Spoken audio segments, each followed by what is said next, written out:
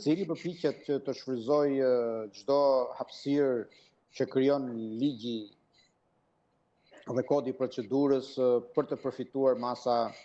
lehtësuese në këtë drejtim.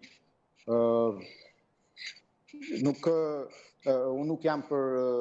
burgun si masë e menjëhershme ndalimi, por gjithsesi për shkak thashë të ndjeshmërisë, veprat e korrupsionit janë parë nga qytetarët apo e kanë parë masën e arrestit si një masë të nevojshme dhe në rastet kur kjo masë është konvertuar në masa më të lehta siç është arresti në shtëpi apo ai në hetim të lirë, është përkthyer në mjedisin publik si një favorizim që drejtësia i bën. E nga ana tjetër, në fakt, me qënë se jemi të kjo çështje, kujtojmë që edhe një prej direktivave, në fakt, jo për te këtyre individëve që ka një rrezikshmëri ndoshta ose ka një posaktuar për sa i përket paraburgimeve, pra që janë të mbi ngarkuar, kështu që edhe drejtësia ndoshta